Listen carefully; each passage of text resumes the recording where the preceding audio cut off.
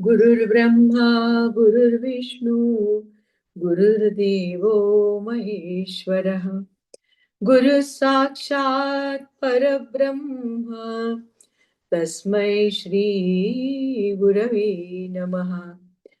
दक्षिणे लक्ष्मणो यस्य वामे तु जनकात्मजा पुरतो मारुतिर्यस्य तं वन्दे रघुनन्दनम्। श्रीरामचन्द्रा करुणासमुद्रा ध्यातो तुझी राजसयोगमुद्रा नेत्री नये रे तुझ वीण निद्रा कै भेटसी बा मजला सुभद्रा वसुदेवसुतं देवं कंसचाणूरमर्दनं देवकी परमानन्दं कृष्णं वन्दे जगद्गुरु। जयांचा जनी जन्मनामार्थ झाला जयांनी सदा वासनामात केला जयांच्या मुखी सर्वदा नाम कीर्ती नमस्कार त्या ब्रह्मचैतन्य मूर्ती शुका सारिखे पूर्ण वैराग्य जाचे वशिष्ठा परी ज्ञान योगेश्वराचे कवी वाल्मिकी सारिखा मान्य ऐसा नमस्कार माझा सद्गुरु रामदासा। जय जय रघुवीर समर्थ श्री सद्गुरुनाथ महाराज की जय। परम पूज्य गुरुदेवता श्री कलावती माता की जय। प्रभू श्री रामचंद्र समर्थ रामदास स्वामी आणि माझ्या सद्गुरु बेळगाव निवासी परमपूज्य आई यांच्या चरणी साष्टांग दंडवत करून आपण सर्व उपस्थित आध्यात्मिक ध्यानधारणा या समूहाचे सर्व श्रोते आपल्या सर्वांच्या हृदयस्थ परमात्म्याला वंदन करून आजच्या आईंच्या चरित्राकडे आपण वळूया। आईंचं चरित्र आपण कालपर्यंत पाहिलं की कार्तिक स्नान, माघ स्नान आणि वैशाख स्नान या स्नानांची सुरुवातच त्यांची झाली कार्तिक स्नानाने। आणि या कार्तिक स्नानाच्या दिवशी त्यांना मिळालेली ती विद्भर गोपाळ कृष्णाची मूर्त ती म्हणजे जणू एक शुभशकुनच म्हणायला हवाय। आणि इतकं 7 वर्षाचं फक्त वय आणि बाकीच्या सगळ्या 60-70च्या सगळ्या जणी होत्या त्यांच्या बरोबर नित्य नियमाने बाळ या सगळ्या कार्यक्रमामध्ये सहभागी व्हायची। आणि फक्त तेवढंच नाही तर मग आता ती मूर्ती मिळालीये तर मग तिचे रोज कोड कौतुक त्या मूर्तीचे लाड करायचे याच्यामध्येच तिचा सगळा दिवस त्याच अनुसंधानामध्ये असायचा। ती मूर्ती सुंदर देव्हाऱ्यामध्ये देवघरामध्ये मांडली आणि त्याची ती पूजा करण्यामध्ये तासनतास मग्न व्हायची। आणि फुलं आणली तर त्याच्या सुंदर नाजूक सुवासिक फुलांचे हार कृष्णाला करून घालायचे। आणखीन त्याच्या समोर काही पाकळ्या असतील फुलांच्या त्या सुद्धा वाया जाऊ नयेत आणि ते निर्माण करण्यासाठी त्याला किती कष्ट पडलेले आहेत याची जाणीव ठेवून त्या मूर्तीच्या समोर त्या देव्हाऱ्यासमोर सुंदर सुंदर आकारामध्ये रांगोळीच्या आकारात त्या पाकळ्या मांडून ठेवायच्या। एकदा त्यांच्या आणखीन आईनी सांगितलं सीतामाईंनी की बाळ काही कडीलिंबाच्या काड्या आणून 4-6 असं सांगितलं। आणि मग त्यांनी आईला परत प्रश्न विचारला की तू मला एकदाच व्यवस्थित सांग मी 4 आणू 2 4 6 की 8 आणू हे मला सांग। मग म्हणाल्या की तू जर 4च हव्या असल्या मी 6 आणल्या तर बाकीच्या उरलेल्या वाया जाणार सुकून जाणार। तर मग अशा पद्धतीने आईला विचारून घेतलं नेमकं मला सांग मी किती आणू किंवा मग वाया जातील त्या उरल्या तर झाडाला तरी राहतील झाडाच्या झाडाला जेव्हा लागतील तेव्हा तेवढीच फांदी ती म्हणजे आपल्याला ठांकी छोटी ती आणून वापरता येईल. म्हणजे कुठलीही गोष्ट वाया घालवायची नाही. हे त्यांनी मग सीतामाईंनी त्यांना सांगितलं, की मग 2च आण असं सांगितलं. म्हणजे आपल्या बोलण्यामध्ये आपण कसं बोलतो त्यातला खोचकपणा, मार्मिकपणा त्यांनी लहानपणामध्ये स्पष्ट करून आईला सांगितला. त्यानंतर एकीकडे शाळा पण सुरू झाली होती. या मूर्तीचे लाड करताना इतकं ते अनुसंधान होतं. आधी देवासी भजावे, मग तयाचे भजन करावे. अखंड अनुसंधान असावे पुरुषोत्तमाचे. तर हे अनुसंधान इतकं होतं, की ते अंघोळीला गेल्या तर तू घंघाळ तर मी तांब्या, तू ताट तर जेवायला बसल्या तर तू ताट तर वाटी. असं प्रत्येक आईचं लुगडं काढायचे वरती वाळत घातलेलं किंवा ते लुगडं तर तू लुगडं तर मी चोळी, तू फूल तर मी सुवास. अशा पद्धतीने त्या प्रत्येक वेळेला त्या कृष्णाच्याच अनुसंधानामध्ये मग्न असायच्या. आणि जे कीर्तनामध्ये ऐकायच्या ते कीर्तन ऐकून आल्यानंतर पुन्हा परत आपल्या बरोबरची जी मुलं होती त्यांना जमवायचं. कीर्तनात ऐकलेल्या गोष्टी स्वतः उभं राहून रंगून अगदी तल्लीन होऊन त्या पुन्हा सर्वांना ऐकवायच्या. असा त्यांचा हा नेम रोजच्या रोज असायचंच चालू ते. आणि मग ते प्रवचन तू कर ना बाळ असं म्हणायचे. तर त्यालाही त्यांनी उत्तर दिलं. आपले सवंगडी होते त्यांना. प्रवचन म्हणे असं नाहीये. जे प्रवचन सांगतात, करतात ते कसं अनुभवाचे बोल पाहिजेत. मी आता म्हणे जे सांगते ते फक्त मी कीर्तनात ऐकलेलं आहे आणि तेवढं मी ऐकलेलं तुम्हाला सांगते. प्रवचन म्हणजे खरं तर असा म्हणे अर्थ आहे, की ज्यांना त्याचा अनुभव आहे प्रत्यक्ष, त्यांनी जे सांगावं ते प्रवचन. अशा पद्धतीने प्रत्येक वेळेला त्यांचं प्रत्येक कार्य हे कृष्णाच्याच मध्ये किंवा कृष्णाशी जोडलेलं असंच घडायचं. एकदा त्यांच्या जवळचे 2 जण होते, राजपूत बंधू होते राहणारे आणि त्यांनी काय केलं, एकानी एक कोंबडा पकडला. आणखीन तो म्हणाला, मेरा मुर्गा. आता दुसरा होता त्याचा भाऊ. त्यांनी म्हटलं एक कोंबडी होती. त्या कोंबडीला पकडलं आणि मेरी मुर्गी असं म्हणायला लागले. आणि इथे हे बाळांनी बघितलं, की तो म्हणतोय मेरा मुर्गा, तो दुसरा भाऊ म्हणतोय मेरी मुर्गी. तर मग आता आम्ही काहीतरी म्हटलं असतं वेगळं. ज्यांचं अखंड अनुसंधान आहे त्याच्याशी, त्या पुरुषोत्तमाशी, तर बाळ म्हणाली, मेरा किशन असं म्हटलं. म्हणजे तिथे सुद्धा ते किती त्यांचं आतमध्ये ते कृष्ण प्रेम भरलेलं होतं, हे प्रत्येक त्यांच्या कृतीमधून दिसून येतं. आणखीन इतक्या सगळ्या गोष्टी म्हणजे प्रत्येक त्यांची कृती जी आहे, आपण जर पाहिलं त्यांच्या कृती बालपणातलं जे चरित्र आहे, तर त्यामध्ये इतक्या अद्भुत गोष्टी आहेत, की आपल्याला खूप बोध त्यामधून मिळत असतो. आणखीन ज्या ठिकाणी त्या राहत होत्या गोकर्णामध्ये, त्या ठिकाणी एक घराशेजारी एक मोठा वाडा होता आणि त्या वाड्यामध्ये नाटकात काम करणारी जी मंडळी होती, ती आली की त्या वाड्यामध्ये ते मुक्कामाला असायचे. आणि या सर्व मंडळींची नाटकाची रंगीत तालीम सुद्धा त्या वाड्याच्या समोरच्या पटांगणात व्हायची. आणि त्यामुळे बोलणे, गाणे हे सर्व काही त्यांना ऐकायला मिळायचं. बाळच्या घरात ते ऐकायला यायचं. आणि प्रत्येक गोष्टीतून जे काही कानावर पडेल, जे काही असेल, त्यामध्ये असामान्य अर्थ काढायची तिची सवयच होती, कळायला लागल्यापासून. मग तिथे जी नाटक मंडळी होती सगळी नाटकाचं थोडंसं प्रॅक्टिस, सराव चालायचा त्यांचा. एक दिवस त्या नाटकामध्ये चालत असलेल्या गाण्यातून ती अर्थ काढत होती. आणि तिथे एक त्यांची सराव चालला होता.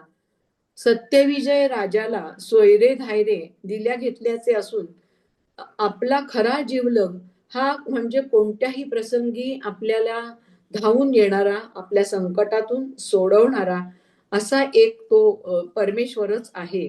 बाकी सगळ्यांचं प्रेम नकली प्रेम आहे. आणि एक सत्य मात्र त्या परमेश्वराचं प्रेम आहे. हे प्रेम कोणाचं एका साधूचं वाक्य मुखातून त्या सत्यविजय राजाला ऐकायला मिळालं, नाटकातला प्रसंग. आणि मग त्याची त्याला प्रचिती पाहिजे होती, खात्री करून घ्यायची होती, की खरंच असं आहे का? असं होऊ शकतं का? म्हणून मग त्यांनी काय केलं, की सर्वसंग परित्याग केला. आणखीन आपलं सगळं राज्य, त्याग, आपला वेश सगळं बदललं. सगळ्याचा त्याग केला आणि निष्कांचन होऊन बाहेर पडला आणि मग तो बहिणीकडे गेला. आणि त्यावेळेला बहिणीला थोडीशी ही वार्ता अगोदर समजली होती, की तर निष्कांचन आहे. आज त्याच्याकडे पद नाही, त्याच्याकडे प्रतिष्ठा नाही, त्याच्याकडे धन नाही. तर आता या भावाचं स्वागत करायचंय. तर मग तिने हसत-हसत ती स्वागत करणारी बहीण आहे. तिचा चेहरा सगळा बारीक झाला, हिरमुसला आणि इतकंच नाही, तर तिने स्वागत वगैरे करण्याचं बाजूलाच राहिलं. पण ह्या बहिणीने केलं काय, की तिने आलास तसा तू निघून जा असं त्याला सांगितलं. आणि त्यानंतर तो आणि असं म्हणून तिने दरवाजा लावला, त्याचं आतमध्ये पण त्याला येऊ दिलं नाही. त्यानंतर मग तो तिथून परतला आणि पुन्हा 1 वर्षानंतर राजाचा भरजरी पोशाख आणि तोच लवाजमा सगळा राजा जसा ज्या थाटात जाईल त्या थाटामध्ये सगळे आपले पालखी, मेणा, सेवक असे सगळे घेऊन तो निघालाय. आणि मग त्यावेळेला तो पुन्हा बहिणीकडे गेला आणि मग बहिणीला त्याचा लवाजमा, त्याचं ते सगळं, त्याच्यावरून श्रीमंती आणि त्याचं परत हुद्दा आणि हे सगळं समजल्यानंतर मग तिने हसतमुखाने त्याचं स्वागत केलं आणि त्याला जेवणासाठी पंचपक्वान्नाचं भोजन केलं. आणि आता चांदीचा पाट, हे भांड, हे सगळं थाट सगळा जेवणाचा आणि पंचपक्वान्नांचे भोजन म्हणजे ते सगळे पदार्थ असा आदर सत्कार केला. आणि सगळं समोर आहे आणि राजा समोर बसलाय. तर त्यावेळेला त्याला न जेवता तो तसाच बसून राहिला. आणि मग बहीण म्हणाली, "जेव की दादा, असा का बसलास?" सत्यविजय राजा म्हणाला, की हे सर्व माझ्यासाठी नसून राजाच्या पोशाखासाठी आहे. हे मी 1 वर्षापूर्वी ज्या वेळेला मी आलो होतो, तेव्हा माझ्यासाठी जे होतं, ते मी तेव्हाच घेऊन गेलेलो आहे. आणि आत्ता हे माझ्यासाठी नसून राजाच्या पोशाखासाठी, राजाच्या अधिकारासाठी आहे आणि त्यामुळे आल्यापावली राजा निघून गेला. आणि इतके बोलून तो निघून गेल्यानंतर बाळला विचारलं, की "तू यातून काय घेतलंस?" त्यांचा हा अभिनय आणि त्याचा तो सराव हे सगळं चाललेलं आहे. बाळ म्हणाली, "असत्य जग आहे, ते क्षणोक्षणी बदलतं. पण सत्य जो परमेश्वर आहे, तो कधीही बदलत नाही. तो असं कधी पाहत नाही, आमच्याकडे पैसा आहे, श्रीमंती आहे, आमचा हुद्दा, आमची पदवी, आमचं रूप, रंग, आमचं श्रेष्ठत्व, जाती श्रेष्ठ कुठली किंवा काय, काहीही तो बघत नाही. तो काय बघतो, तर आपल्याला फक्त प्रेम आहे, आपला भाव आहे शुद्ध, तोच तो बघतो. मग ती शबरी असेल, मग तो ध्रुव बाळ असेल, छोटा असला, प्रल्हाद असला, तर किंवा तो मगर असेल, तो ऐरावत हत्ती असेल, की त्यांनी हाक मारली आणि त्या नकराने त्याचा पाय पकडला होता आणि गजांत आहे, आपल्याला गजमोक्ष कथा माहितीये. तो विष्णूच्या रूपात धावत आला. त्यांनी एक सोंडेमध्ये कमळ पकडलं. आता कोणीच आपल्या बरोबर नाहीयेत हे गजराजनी बघितलं. या संकटात कोणी सोडवणारं नाही. एकटा तू आहेस हे त्यांनी जाणलं. हे असत्य जग आहे. हे क्षणाक्षणाला बदलतं. परमेश्वर कधीच बदलत नाही. द्रौपदीने हाक मारली तेव्हा सुद्धा तो धावून आला. जेव्हा ज्या भक्तांनी त्याला आतुरतेने, कळवळ्याने, आर्ततेने हाक मारली, त्या प्रत्येक हाकेला तो धावून आलेला आहे. आणि त्यासाठी आपल्याला काय करायचंय, तर त्याचे चरण आपण घट्ट धरायचे, हा बोध मी त्यातून घेतला. आणि त्यामुळेच मग प्रत्येक वेळेला जीवनामध्ये त्यांना कधी असं रडावं किंवा हातपाय गाळून बसल्यात असं कधीच झालं नाही. त्यामुळे अशा ह्या सगळ्या गोष्टी, प्रत्येक गोष्टीमधून काहीतरी निराळा अर्थ घ्यायचा ही त्यांची हातोटी होती. त्यामुळे प्रत्येक मार्मिक एक त्यांचं आपल्याला दिसून येतं. जेव्हा वडिलांच्या बरोबर समुद्र किनाऱ्यावर घेऊन जायचे वडील फिरायला आणि त्यावेळेला सुंदर सुंदर गोकर्णाला आपण गेलो तर खूप मोठा समुद्र आहे आणि आत्ता आपण गेलो आणि तिथे जर आपण आईंचं नाव विचारलं तर तिथेही कुणाला तसं पटकन फार परिचय नाही. खूप कन्नड भाषा अगदी चांगल्या प्रकारे प्युअर कन्नड असं आहे. आपण मराठीत बोललो तरी पटकन कळतच कुणाला असंही नाहीये आणि तसा परिचय नाही. ज्यांनी ज्यांनी आईच्या चरित्रामध्ये गोकर्ण आणि हा सगळा भाग वाचलेला आहे त्यांना खूप उत्सुकता असते की आपण गोकर्णाला भेट द्यावी म्हणून. तर आता आईंचे भक्त खूप बेळगावला आणि हुबळीला जात असतात आणि त्याच्यातून आता कदाचित गोकर्णामध्ये थोडासा आईंचा परिचय होत असेल. कारण आता तिथे त्यांचे घरचे किंवा नातलग हे कोणी तसे नाहीत. ते घर वगैरे आहे. आम्ही खूप वर्षापूर्वी गेलो होतो गोकर्णाला. त्यावेळेला ज्या घरात आई राहिल्या होत्या ते घर आता नंतर पाडलं होतं. म्हणजे खूप जुनं आता 117 वर्ष झाली आईंचं आम्ही वाढदिवस साजरा केला ह्या वर्षी 2025 मध्ये. इतकं जुनं ते घर आणि आता काय तिथे ते डेव्हलप करायला दिलं. आता त्यांची सगळी नातेवाईक मंडळी होती ती सगळी मुंबई भागामध्ये नंतर ती शिफ्ट झाली होती. त्यामुळे आता तसं तिथे कोणी दिसत नाही. पण आम्ही गेलो तेव्हा ती जमिनीलगतची विहीर होती. तो प्रसंग आहे चरित्रामध्ये. तर गोकर्णाला समुद्र किनारा खूप सुंदर आहे. या समुद्र किनाऱ्यावर अ, अ, अण्णा म्हणजे बाबूराव, बाळचे वडील हे तिलाही घेऊन जायचे खेळायला. आणि मग त्या समुद्र किनाऱ्यावरती गेल्यानंतर सीतामाईंच्या कडून काहीतरी खाऊ घ्यायचं आईकडून आणि वडिलांच्या बरोबर जायचं. मग तिथे गेल्यानंतर सुद्धा काय करणार? तिचे खेळ काय? तर वाळूपासून पिंडी बनवायची आणि मग वेगवेगळी त्या पिंडीला नाविन्यपूर्ण नावं द्यायची. मुर्डेश्वर, भोगेश्वर, त्यागेश्वर, सोमेश्वर अशी सगळी उत्स्फूर्त अशी त्या पिंडीला नावं द्यायची. मग तिथेच शंख शिंपल्यांच्या आकारात असे मांडायचे की ती बेलपुष्प वाहिले त्याला. त्याला कुठेतरी आपण गंध लावतो त्या आकारामध्ये असं त्याला सजवायचं, नटवायचं आणि नंतर मग आपल्याकडे आईने दिलेला खाऊ आहे, त्या खाऊचा नैवेद्य दाखवायचा त्याला आणि आजूबाजूला कोण असतील मुलं वगैरे त्यांना सगळ्यांना तो थोडा थोडा प्रसाद म्हणून द्यायचा. त्याची आराधना करायची. असा हा नेम त्यांचा. आणि अशा अशा प्रकारे अनेक त्यांच्या आपण बघितल्या तर बालपणातल्या खूप गोष्टी एक आहेत. उद्बोधक आहेत. एकदा एक यमुना अक्का म्हणून त्या ज्या कार्तिक स्नानाला जायच्या आणि ज्या कार्तिक स्नानाची जी सुरुवात झाली होती ती पुढे 3ही स्नानं त्यांनी त्या 7 वर्षामध्ये 7व्या वर्षापासून केलेली होती. त्यामुळे त्यांच्याशी त्यांचा चांगला परिचय होता. एक दिवस यमुनाक्का त्यांच्या बरोबर त्या स्नानाला जाणाऱ्या वयस्कर होत्या वयाने. पण या नेहमी बाळला वेगवेगळे प्रश्न विचारायच्या जिज्ञासेपोटी. आणि दुपारच्या वेळी खिडकीतून बाळनी त्यांना पाहिलं की यमुनाक्का तुम्ही कुठे निघालात?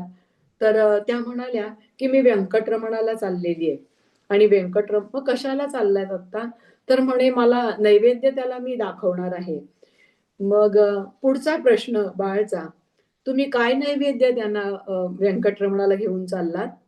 मग त्यांनी सांगितलं की काय नाही मी 5 पुऱ्या आणि श्रीखंड याचा नैवेद्य त्याला घेऊन चाललेली आहे. पुढचा प्रश्न तिथे तेवढं मिळाल्यानंतर उत्तर थांबल्या नाहीत. बाळ थांबली नाही. तिने पुढचा प्रश्न विचारला. अ, ते नैवेद्य देऊन आल्या. नंतर मग जाताना पुन्हा दिसल्या तेव्हा तुम्ही काय नेला होता ते विचारलं आणि ते समजल्यावर मग पुन्हा म्हणाल्या की तुम्ही म्हणता की 5 पुऱ्या आणि श्रीखंड व्यंकटरमणाला नैवेद्य देऊन आले म्हणून. तर मग तुम्हाला काय आवडतं? असं विचारलं. तर म्हणाल्या की मला श्रीखंडपुरी आवडते म्हणून यमुनाक्कांनी सांगितलं.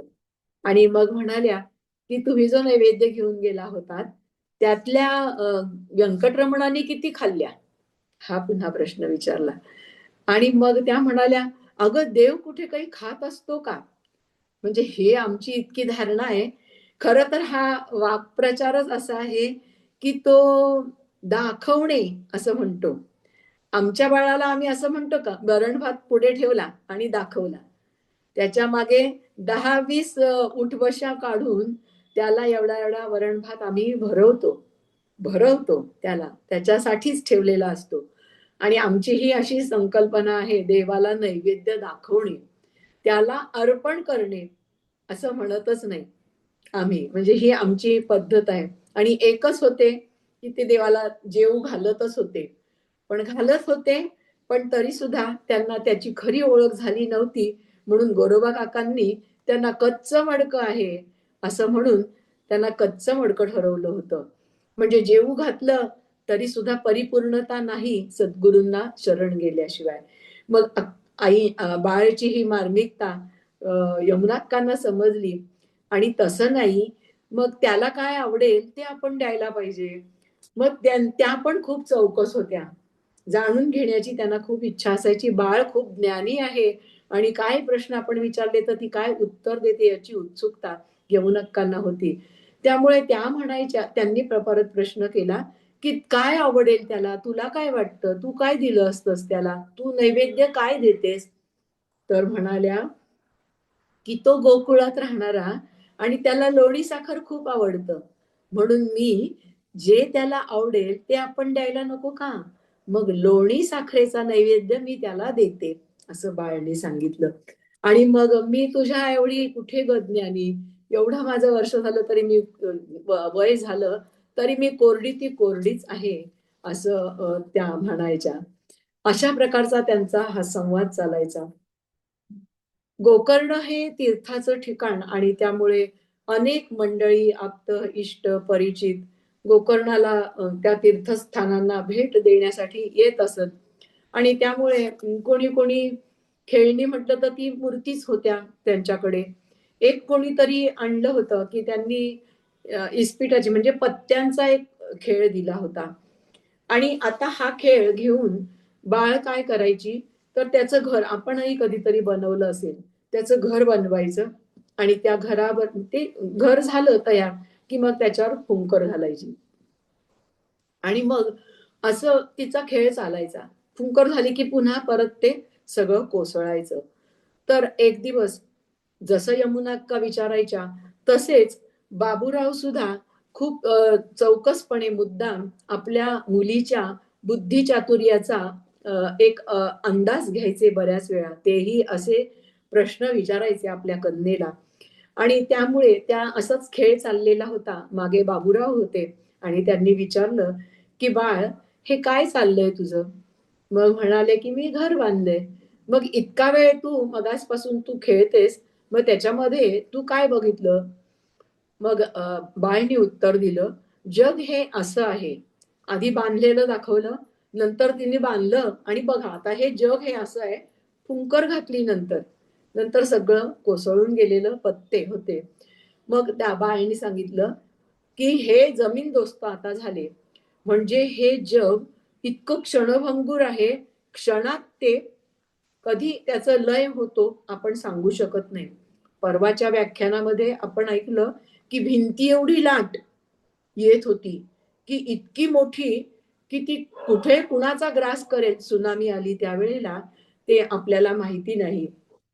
अशा पद्धतीने हे रौद्र रूप त्यावेळेला ते निसर्गाचं. पण निसर्ग हे कधी-कधी असा आपल्याला एक त्याचं रूप, रौद्र रूप दाखवतो.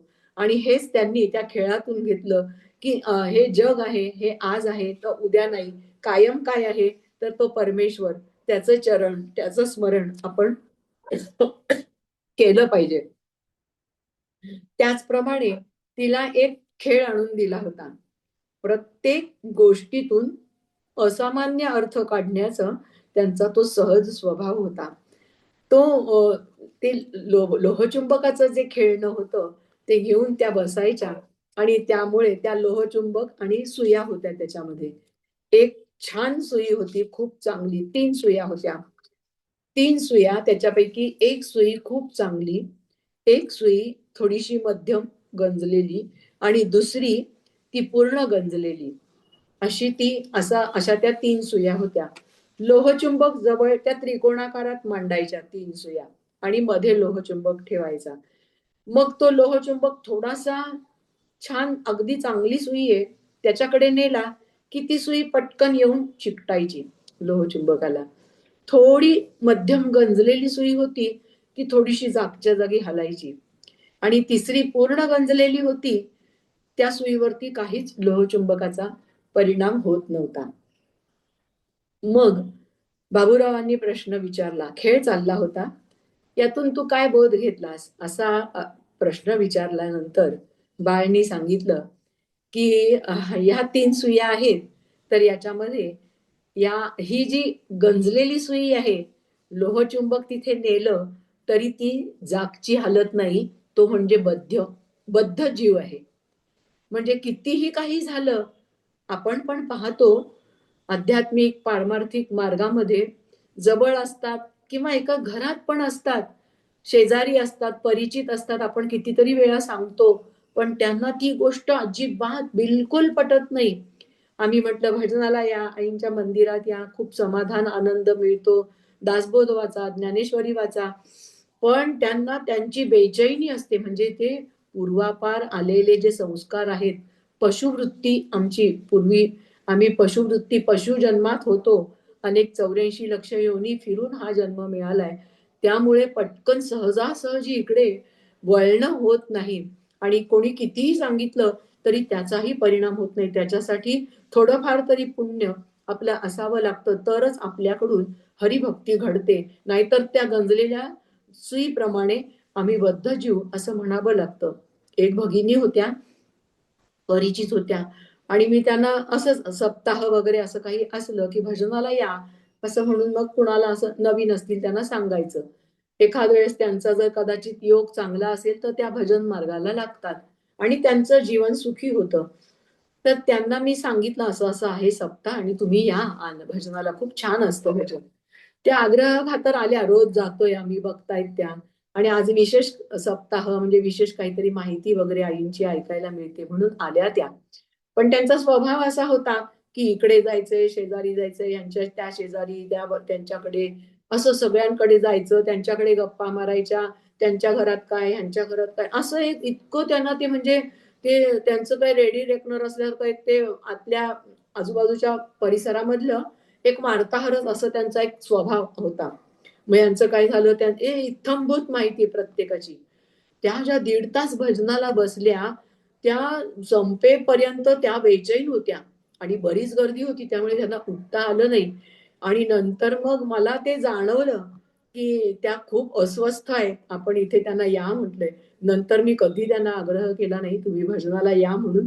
कारण उगीच एवढं जबरदस्ती करून आपण नेणं आणि त्यांना त्यांच्या मनाच्या इच्छे पलीकडे आपण जाऊन त्यांना आग्रह करणं, हे सुद्धा चुकीचं वाटलं. एखाद वेळेस एखादं कुणाला सांगितलं तर ते इतकं तळमळीने यायला लागतात की मग ते अगदी नित्य नेमानी तो नेम करत राहतात. पण हा बद्ध जीव असा असतो की तो पूर्ण गंजलेला असतो. त्याच्यावर काहीही परिणाम होत नाही. दुसरी जी सुई होती मध्यम गंजलेली, ती जागच्या जागी हलायची. थोडाफार कुठेतरी तो मुमुक्षुता किंवा बद्धपणाच्या पुढची थोडीशी पायरी असायची. आणि मग हा मात्र ज्ञानी जीव वाटतं. असं विचारलं, पुण्यवान जीव वाटतं. हा पापी जीव, मध्यम गंजलेली सुई आहे.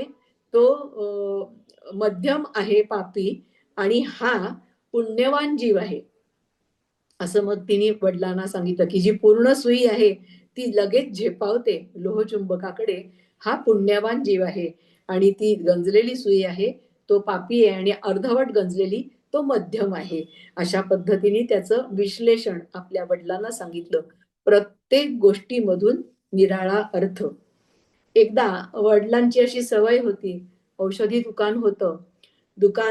दुपारच्या वेळेला भोजनाला आल्यानंतर मग ते थोडा वेळ वामकुक्षी घेऊन मग पुन्हा परत दुकानाकडे जायचे. वामकुक्षी घ्यायला जाताना आपली ही लाडकी कन्या तिलाही सोबत घेऊन जायचे. एक दिवस असं झालं की त्यांनी तिला नेलंच नाही आणि बाळाला खूप चुकल्यासारखं वाटलं. वडील आणि त्यांचं काय घनिष्ठ इतकं नातं होतं. बेचैन झाल्या. मला का तुम्ही बोलवलं नाही? आणि मग त्यांनी परत दरवाजा आहे तो उघडायला लावला, ठोठावला. "अण्णा तुम्ही मला का नाही घेऊन आलात?" म्हणून विचारलं. "आज लवकर का आलात मला न घेता?" तर ते म्हणाले, की "मला बरं वाटत नाही गं," असं वडील म्हणाले.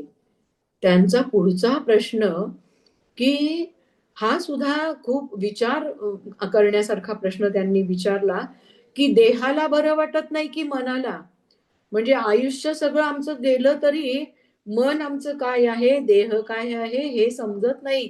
आमची वृत्ती इतकी सगळी भिनलेली असते या सगळ्या पाशामध्ये, मोहामध्ये, भोगामध्ये.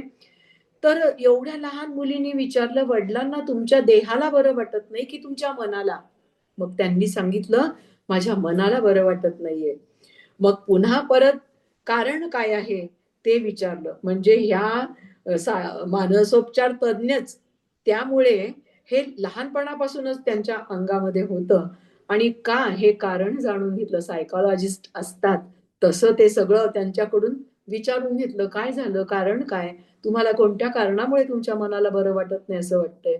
मग त्यांनी आपली कन्या तितकी अधिकारी आहे, ती ज्ञानी आहे, मोकळेपणाने आपल्या मुलीपुढे त्यांनी सांगितलं, की मी 200 रुपये ठेवले होते आणि कुठे ठेवले ते मला आठवत नाहीत आणि मला ते सापडले नाहीत.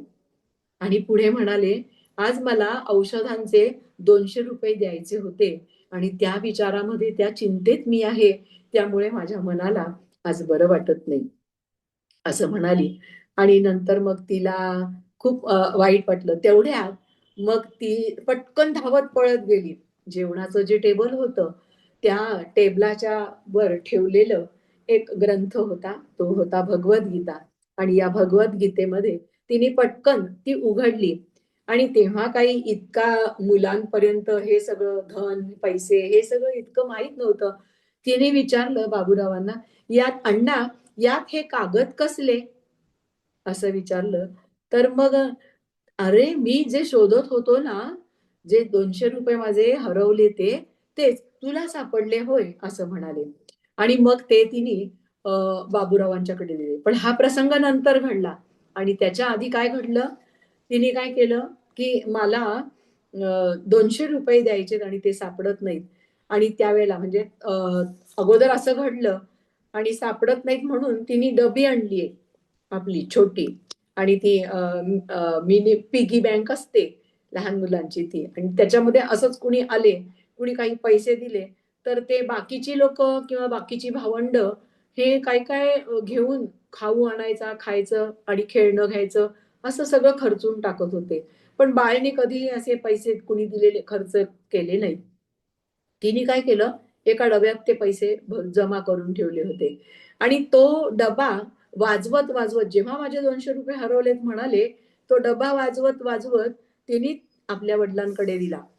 आणि मग त्यांना गहिवरून आलं आणि त्यांनी ते मोजून बघितले, तर ते बरोबर 200 रुपये होते.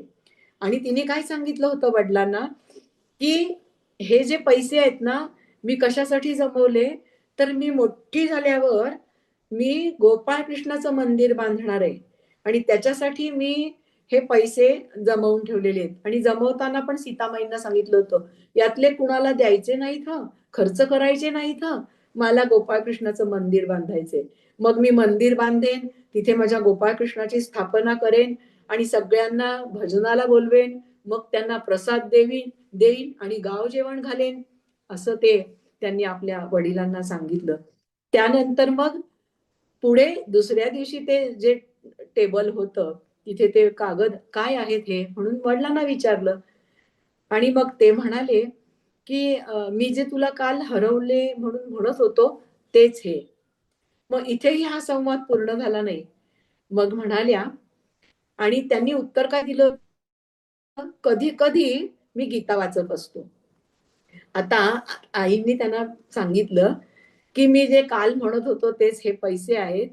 पण तुम्ही कधी-कधी वाचत होतो असं म्हणालात, तर अण्णा, ही गीता जर तुम्ही रोज वाचनात ठेवली असती, तर काल तुम्हाला 200 रुपये शोधण्यासाठी जो मनाला ताप झाला, तो झाला नसता ना? असं तिने आपल्या वडिलांना विचारलं. यामुळे वडिलांच्याही लक्षात आलं, की आपला जो नेम आहे, तो आपण अखंडपणे करायला पाहिजे. अशा पद्धतीने प्रत्येक गोष्टीमध्ये एक असामान्य अर्थ काढायचा. जिथे त्या राहत होत्या, त्याच वाड्यात पूर्णानंद सरस्वती म्हणून एका सत्पुरुषांचं आगमन झालं. आणि ते ब्रह्मचारी तर होतेच, अतिशय तेजस्वी होते. आणि त्यांच्या सोबत फक्त म्हणजे मुलं मुली आणि पुरुष मंडळी असायची. स्त्रिया वगैरे कधी तिथे जात नसत. तिन्ही त्रिकाळ गोपाळ कृष्णाच्या पूजेचा नेम असायचा. आणि त्यांची जी पूजा आरती ही बाळला ते फार आवडायचं. आणि ती बऱ्याच वेळा लहान मुलं आलेली चालत होती त्यांना. आणि त्यामुळे त्यांच्या सहवासामध्ये बाळचं नेहमी जाणं व्हायचं. आणि मग त्यावेळेला त्यांचं एकूण तिथे 3 वर्ष वास्तव्य झालं होतं गोकर्णामध्ये. आणि त्यांची ते त्रिकाल पूजा, संध्या हे सगळं बाळला त्यांच्या सहवासामध्ये ती जाऊन या सगळ्या कार्यक्रमामध्ये तिथे असणारे उत्सव त्यामध्ये पण ती सहभागी व्हायची. असा तिचा तो नित्य नेम होता. घरातली तर कृष्णाची मूर्तीची पूजा ही असायची. त्यानंतर मग शाळेमध्ये जायचं. शाळेतला जो अभ्यास होता, गोकर्णातली कानडी शाळा, या शाळेमध्ये त्या शाळेत शिकायला जायच्या. तिथे सुद्धा एका सूतकताईच्या स्पर्धेमध्ये त्यांचा पहिला नंबर आला होता. आणि गंगी एक शेतकऱ्याची मुलगी होती. आणि त्यामध्ये 15 रुपये बक्षीस तेव्हा त्या पहिल्या स्पर्धकाला मिळणार होतं. तर त्यात बाळचा पहिला नंबर आला होता. आणि तिथे त्यांची एक वर्गमैत्रीण होती गंगी. तिला खूप वाईट वाटलं. वाटेत येता येता ती म्हणाली, तुझ्यासारख्या हुशार मुलींनी स्पर्धेत भाग घेतला तर माझ्यासारख्या अडाणीच्या वाट्याला यश कसं मिळणार. म्हणून तिने खेद व्यक्त केला. त्याच क्षणी आपल्याला मिळालेले 15 रुपये बाळनी तिला दिले. आणि तू असं कर, घरी तुझा पहिला नंबर आलाय म्हणून सांग. एखाद्या चांगल्या गोष्टीसाठी खोटं बोलायला हरकत नाही. तर हे सुद्धा एक धडा यामधून मिळतो, की एखादं चांगलं कार्य आहे तर त्यासाठी असत्य वचन करावं लागतं. आणि मग तिने ते 15 रुपये बाळने त्या गंगीला दिले. शेतकऱ्यांची मुलगी आणि गावातले काय इतके कोणी तिथपर्यंत येत नव्हते. तिने घरी जाऊन सांगितलं, की मला पहिलं बक्षीस मिळालं आणि 15 रुपये घरी दाखवले. त्या सगळ्या गावाने तिची मिरवणूक काढली, तिचं कौतुक केलं, शाबासकी दिली. तिला खूप आनंद झाला. बाबूराव आणि सीतामाई यांनी मात्र कधीही विचारलं नाही. आणि आपला पहिला नंबर आलाय याचा मोठेपणा सुद्धा बाळनी कुठे कुणाला सांगितला नाही. आणि त्याग आहे ना, एक पहिल्या नंबरचं बक्षीस मिळवलेलं आहे तर त्याचं किती कौतुक असतं. पण त्याचं कौतुक न मानता तिने तो त्याग केला 15 रुपयाचा. आणि त्या मुलीला आपल्याला मिळालेले 15 रुपये हे तिला परत दिले. शाळेमध्ये गेली तेव्हा शाळेमध्ये एक कविता कन्नड मधली होती. आणि ती पहिलीच कविता तिला तिच्या आई म्हणजे मनावरती कोरली गेली. मुत्तू होदरे मत्ते बारदू होत्तू होदरे, अशी काहीतरी ती कविता आहे. कन्नड शब्द आहेत ते. म्हणजे त्याचा अर्थ असा आहे, की मोती फुटला तर पुन्हा मिळेल, पण एकदा हातून निसटलेली वेळ आहे, तर ती जर एकदा गेली तर पुन्हा कधीही मिळणार नाही, असा त्याचा अर्थ आहे. आणि मग तो कागद आणि तो बोध तिने कायम लक्षात ठेवला. आपला प्रत्येक क्षण ती सार्थकी लावण्याचा प्रयत्न करायची. अशा प्रकारच्या तिच्या इतक्या अद्भुत गोष्टी बाळच्या. एक दिवस बाबूरावांच्याकडे नियमितपणे भजन चालायचं. आणि शेषम भटजी म्हणून एक बाबूरावांचे स्नेही होते. आणि ते पेटीची सेवा करायला यायचे. तर कधी ते तबला वाजवायचे किंवा पेटी, कधी बाबूराव. तर मग पेटी वाजवायला ते आले नाहीत. मग तेव्हा बाबूरावांनी पेटी वाजवली. आणि दुसऱ्या दिवशी मग बाबूरावांनी विचारलं, की तुम्ही का नाही आलात काल भजनाला? काल एकादशी होती आणि सेवेमध्ये खंड पडला की. मग ते म्हणाले, काय सांगू तुम्हाला? शेषम भटजी म्हणाले, जामा तो दशमग्रह हा. आमचे लीलाचे यजमान म्हणजे जामात ते आले होते आणि त्यामुळे मला येता आलं नाही. मग ते म्हणाले, मग बाळ म्हणाली, की त्यांना तुम्ही जामा तो दशमग्रह हा असं का म्हणालात? तर ते पटलं नाही बाळला. आणि मग त्यांनी मग असं उत्तर दिल्यानंतर ते योग्य वाटलं नाही म्हणून म्हणाल्या, की तुम्ही असं का म्हणालात? जावयांना मान द्यायचा आहे तो मुलीसाठीच ना. मग तुम्ही असं म्हणायला नको होतं की ही चुकीची गोष्ट आहे. तिला त्यांचा पण सन्मान आपण केला पाहिजे. तुम्ही जामातो दशमग्रह हा असं म्हटलं तर ते चुकीचं आहे असं म्हणायला नकोय. तर मग ते त्यांच्या लक्षात आली चूक की आपली ही चूक झालेली आहे आणि आपण असं लक्षात घेतलं पाहिजे. बरं असंही झालं की मग म्हणाली की तुम्ही पुढे एक प्रश्न विचारला की काल बहिर्दिशेला म्हणजे संडासला गेला होतात का? तर हो म्हणाले ते शेषम भटजी म्हणाले. बाळ पुढे म्हणाली की मग तिथे जायला तुम्हाला काही अडचण नव्हती जावई आलेत म्हणून तुम्ही जावयाला जामा तो दशमग्रह हा म्हणालात आणि भजनाला आला नाही.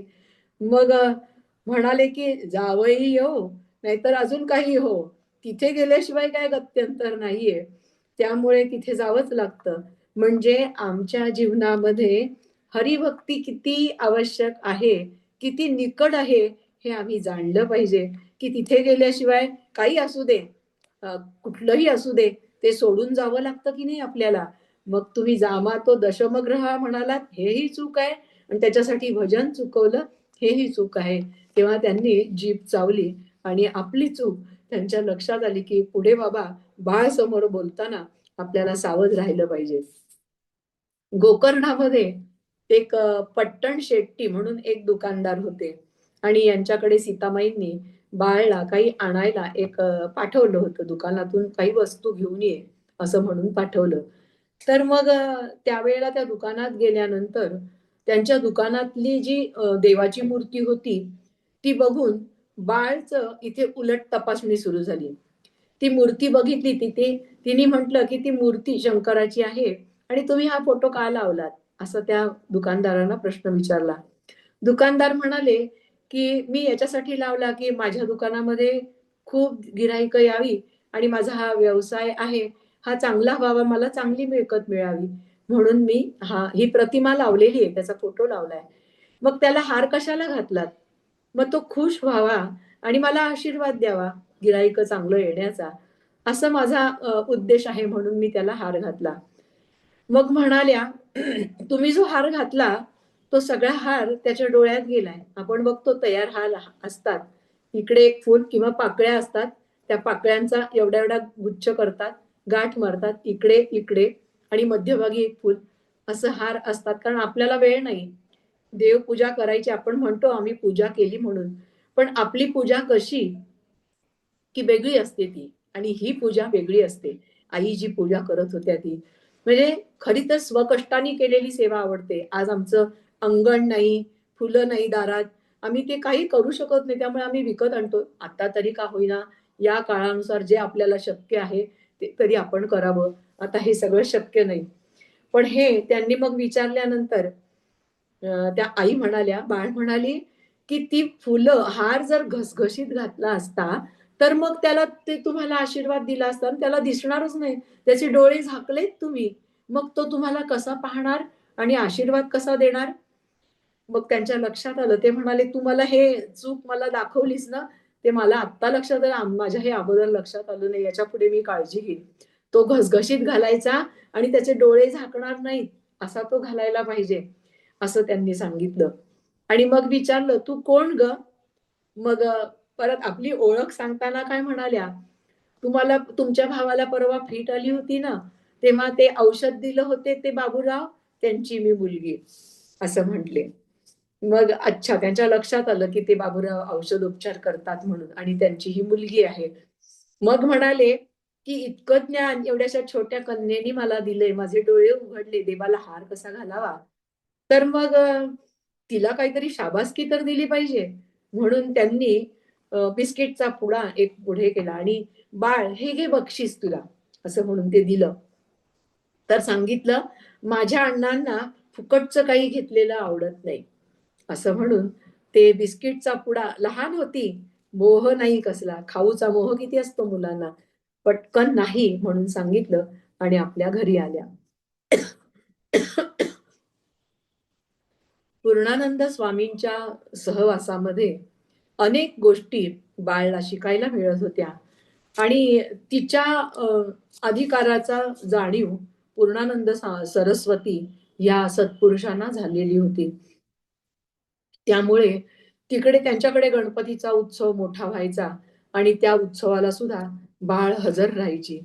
आता या ठिकाणी अ, बरीचशी मंडळी या सगळ्या गोकर्णामध्ये परिचित होती, माहित होतं. आणि त्याच वेळेला त्या सुमारास त्यांच्याकडे एकदा म्हणजे बऱ्याच वेळा जाणं व्हायचं. काही आरती वगैरे असायची, तिथे सुद्धा बाळ हजर राहायची. एकदा बाबूरावांचं आणि बाळचं असं घनिष्ठ नातं की मुंबईला काही कामासाठी ते गेले होते आणि त्यांचं काम लांबणीवर राहिलं. जवळजवळ 1 महिना त्यांना मुंबईमध्ये वास्तव्य करायला लागलं. आणि एक दिवस मी येतो असं त्यांचं तार आली आणि त्यावेळेला बोटीमधून येणार म्हणून मग खूप 1-2 फरलांग अंतरावर ते बोट येणार होती. तिथपर्यंत बाळ धावत धावत गेली आणि बाळ ते येतील त्यावेळेला आणि तिथे वडील बोटीतून उतरल्यानंतर धावत जाऊन त्यांना कडकडून मिठी मारली की ही इतकी कन्या, पण तिला वडिलांबद्दल इतकं प्रेम. आणि ते बेचैन झाली होती, इतके दिवस वडील भेटले नाहीत म्हणून अस्वस्थता होती काहीतरी. वसुदेव आणि श्रीकृष्ण जसं नातं होतं तसं ह्या पिता पुत्रींचं होतं आणि खूप आनंद झाला.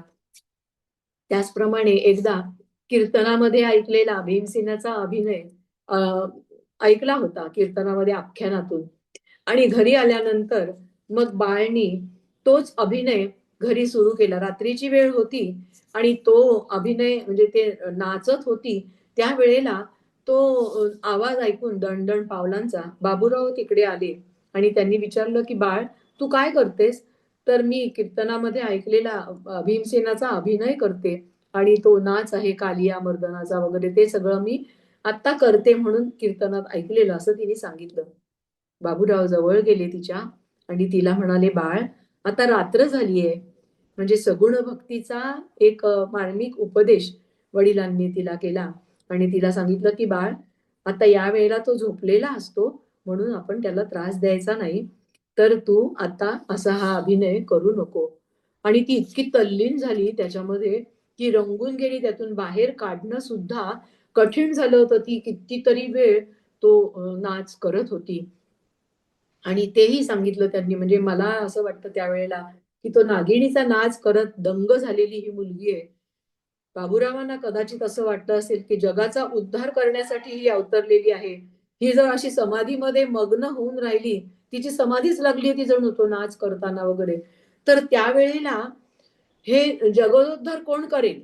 तिला सावध राहिलं पाहिजे. पुन्हा परत मायेत यायला लागेल तिने. त्या आनंदामध्ये रममाण झाली तर या जगाला जागं कोण करणार? असं म्हणून त्यांनी तो उपदेश केला. आणि मग आता हा झोपलेला असतो आणि आता आपणही झोपायचं असतं. नंतर मग तो त्याचं सकाळ झाली की मग तू त्याचे परत उपासना, पूजा आणि मग तुला हवे ते खेळ कर, त्याचे हवे ते लाड कर, असा उपदेश त्यांनी केला. कधी-कधी कोणी-कोणी असा आपला नेम राहिलाय काहीतरी रात्री 12 नंतर आपण वाचूया, आपला पूर्ण करू, आपला राहायला वेळ मिळाला नाही. पण खरं तर अशी पद्धत आहे. सज्जनगडावर आपण जातो गोंदवल्याला किंवा जामला, चाफळला समर्थांच्या ठिकाणी, जिथे-जिथे सगुणोपासना, सगुण उपचार होतात, तिथे रात्री 10 वाजले की देव सुद्धा झोपतात. त्यांच्या निजण्याची व्यवस्था पांडुरंगाची शेजारती केली जाते. मग ते निजतात. हा आपला भाव आहे. चातुर्मासामध्ये सुद्धा आपण म्हणतो की शयनी एकादशी, त्याला विश्रांती देतो आपण. आणि नंतर प्रबोधिनी एकादशी.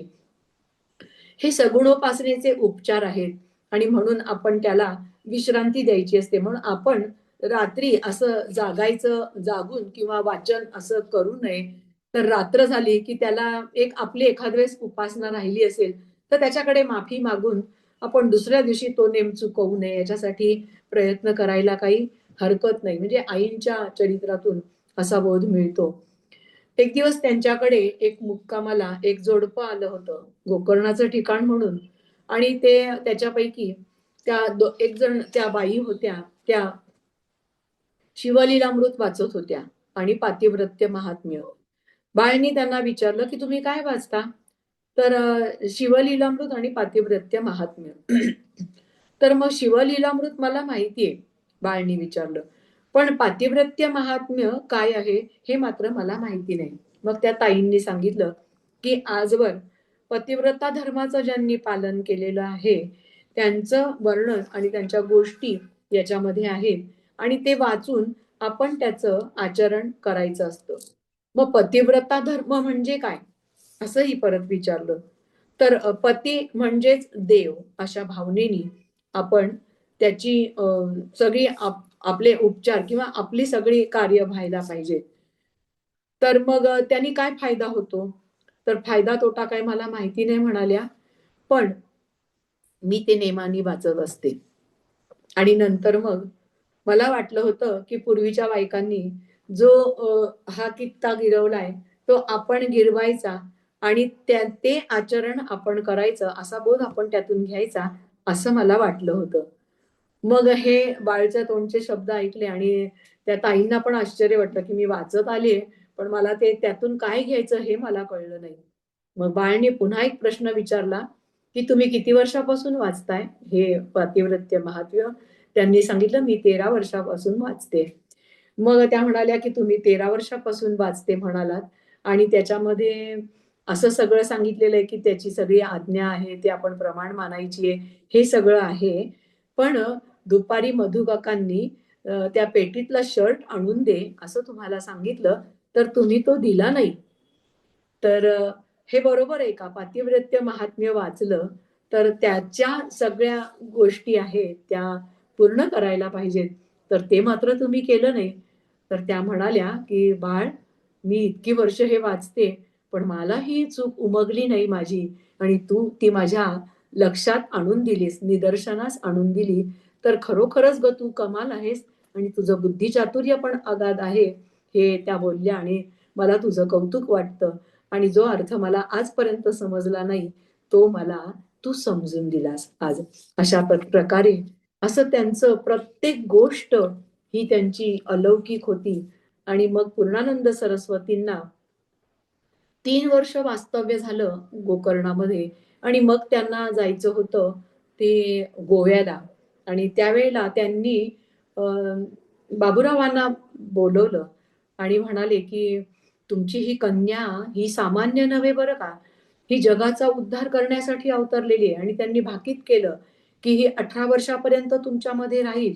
पण पुढे ही सगळ्या कुटुंबाचा आप्तइष्टांचाच नव्हे तर पोटच्या मुलांचा त्याग करून सुद्धा गुरुसेवेला निघून जाईल आणि तुम्ही आणि पुढे जगदोद्धाराचं कार्य करेल.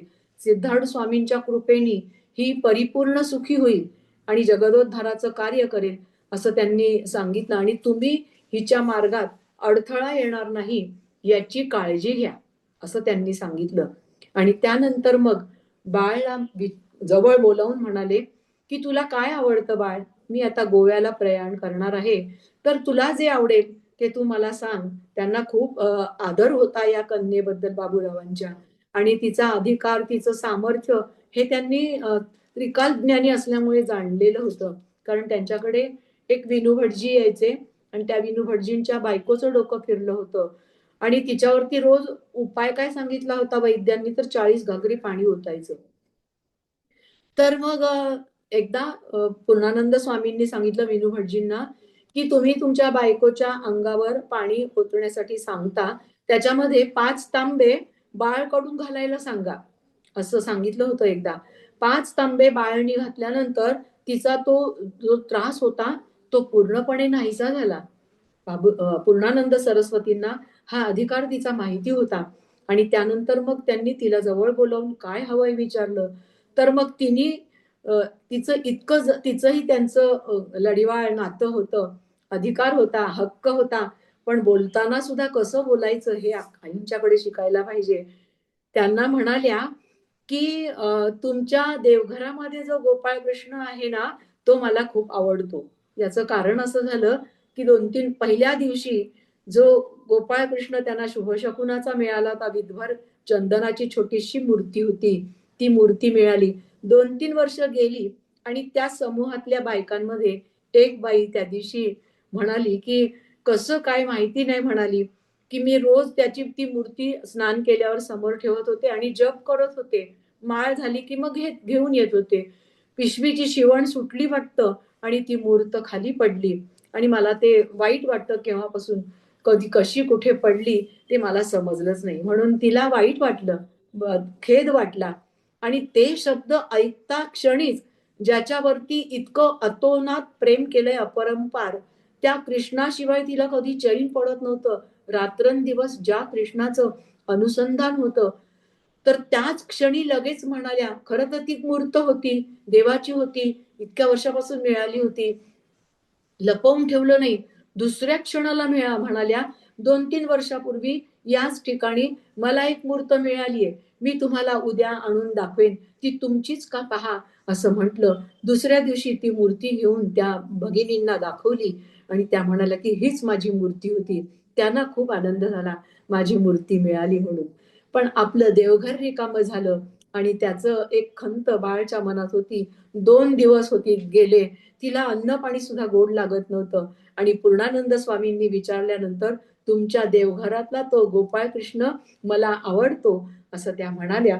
तर त्यांनी तात्काळ, त्यांना माहिती होतं हिचं सामर्थ्य किती, ही किती अधिकार आहे हिचा आणि हिचं ज्ञान किती आहे, हे सगळं पावित्र्य, तिचं श्रेष्ठत्व हे त्यांनी जाणलं आणि त्यांनी मग ती मूर्त उचलली आणि बाळच्या स्वाधीन केली. त्या त्रिकाल पूजा ज्या गोपाळकृष्णाच्या मूर्तीची होत होती, ते परमानंद परमहंस पूर्णानंद सरस्वती जे ब्रह्मचारी होते, त्रिकाल ज्ञानी होते, तेजस्वी होते, त्यांनी ती मूर्त उचलली आणि बाळच्या हाती सोपवली. आणि नंतर मग तेव्हापासून तर तो बाळ कृष्ण तिचा जीवलग झाला. 2 दिवस जे तिला विरहाचं दुःख जाणवलं, तर ते सगळं विसरून जायला झालं त्या कृष्णाच्या भेटीमुळे. आणि त्याचबरोबर त्यांना त्या पूर्णानंद सरस्वतींनी बाळला अनेक ग्रंथ दिले आणि सांगितलं की हे ग्रंथ अभ्यासत जा असं सांगितलं. आणि मग पुढे नंतर मग लग्नाचा योग कसा जुळून आला, विवाह कसा जमला, कसा झाला, याचा विचार आपण आईंची पाठवणी, सासरी आई जायच्या आहेत, तो प्रसंग आपण उद्याच्या चरित्र कथनामध्ये ऐकूया. आणि आज मी इथेच थांबते. झालेली सेवा माझ्या सद्गुरूंच्या चरणी समर्पित करते. श्री सद्गुरुनाथ महाराज की जय. परम पूज्य गुरुदेवता श्री कलावती माता की जय. खूप छान, खूप छान.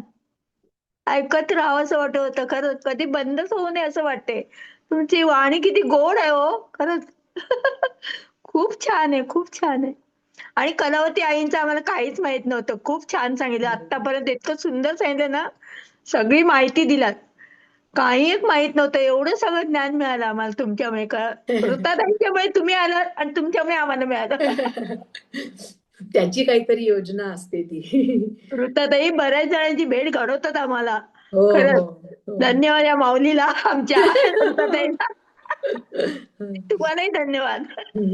हे सगळे सद्गुरूंची किमया आहे. माझ्या सद्गुरू, मी म्हटलं त्यांनी तो आचार्य शब्द लिहिला होता. मी ऋताताईंना म्हटलं की मला वाटतं तो वगळावा. मी सद्गुरु चरणाची दासी आहे आणि मला त्या बरोबर आहे. सद्गुरूंचे चरण फक्त घट्ट धरून राहावे आणि कधीही गावत राहावं त्यांचं गुणगान गुणवर्णन.